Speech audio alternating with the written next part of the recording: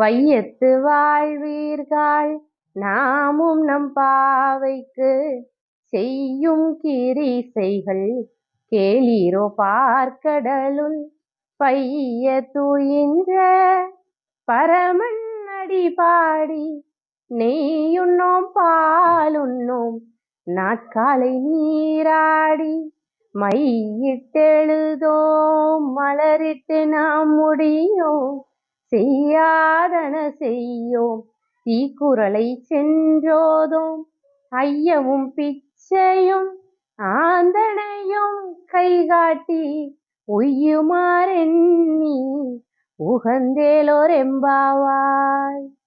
திருப்பாவை பாடலோட 2வது பாடல் இது. இதுல ஆண்டாள் நாச்சியார் இதை யாருக்கு சொல்ல போறோம் அப்படிங்கிறத கூப்பிடுறாங்க. வையத்து வாழ்வீர்கள், இந்த உலகத்துல வாழ்ந்துகிட்டு இருக்க மக்களே அப்படின்னு சொல்லி கூப்பிட்டு சொல்றாங்க. இந்த பாவை நோன்பு நோக்கிறவங்க செய்ய வேண்டிய கிரியைகள் கடமைகள் என்னென்ன கேக்குறீங்களா? கேளீரோ அப்படின்னு கேட்டுட்டு பார்க்கடலுள் பைய துயின்ற பரமன் அடிபாடின்னு ஒரு வார்த்தை சொல்றாங்க. இந்த பார்க்கடல்ல பெருமாள் படுத்திருக்காருங்க. அது அவங்க சொல்லும்போது துயின்றன்னு சொல்லாம பைய துயின்ற அப்படின்னு ஒரு வார்த்தை சேர்த்து சொல்றாங்க. இந்த பைய அப்படிங்கிற சொல் என்ன அப்படின்னா, தமிழகத்தோட தென் மாவட்டங்கள்ல இந்த பையங்கிற சொல்லு வழக்கு சொல்லா இருக்கு. பைய போங்க, பைய நடங்க, பைய உட்காருங்க, பைய சாப்பிடுங்கன்னு சொல்லுவோம். ஏன் அப்படின்னா அந்த பைய அப்படிங்கிறது மெதுவாக அப்படிங்கிற பொருள்லையும் வரும், கவனமாக அப்படிங்கிற பொருள்லையும் வரும்.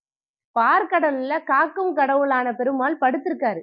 ஆனா அவர் படுத்து தூங்கல. ரொம்ப கவனமா இந்த உலகத்தை காத்து கொண்டு துயின்று கொண்டு இருக்கிறார் அப்படிங்கிற விஷயத்த சொல்றதுக்காகத்தான் அந்த பைய துயின்ற அப்படின்னு சேர்த்து ஆண்டாள் நாச்சியார் எழுதியிருக்காங்க. இந்த பாவை நோம்பு நோக்கிறவங்க என்னென்ன செய்யணும் அப்படின்னா, நெய்யுண்ணோம் பாலுண்ணோம், நெய் சாப்பிட மாட்டோம், பால் சாப்பிட மாட்டோம், கண்ணுக்கு மையிட மாட்டோம், தலைக்கு பூச்சி விட மாட்டோம்னு சொல்றாங்க. இப்படி உடல் அலங்காரங்களை எல்லாம் தள்ளி வச்சுட்டு தான் கடவுள் மேல பக்தி கொள்ளணும்னு சொல்றாங்க. மேற்கொண்டு உடல் அலங்காரங்களை மட்டும் இல்லாம மன தூய்மையை சேர்த்து சொல்றாங்க. என்ன செய்யணுமா? செய்யாதன செய்யும், செய்யக்கூடாத விஷயத்த செய்யக்கூடாது. எதெல்லாம் செய்யக்கூடாதுன்னு நம்ம பெரியவங்க ஏற்கனவே வரையறுத்து வச்சிருக்காங்களோ அதெல்லாம் செய்யாம இருக்கணும். தீக்குறளை சென்றோதும், தவறான சொற்களையோ தவறான செய்திகளையோ யார்கிட்டையும் போய் சொல்லக்கூடாது, யாருக்கிட்டையும் பேசக்கூடாது அப்படின்னு சொல்றாங்க. ஒரு நோன்பு நோக்கிறவங்க இப்படியான உடல் தூய்மையோடும் மன தூய்மையோடும் கண்ணனை தரிசிச்சா அந்த கண்ணனுடைய அருள் எல்லாருக்கும் கிடைக்கும்னு சொல்றாங்க.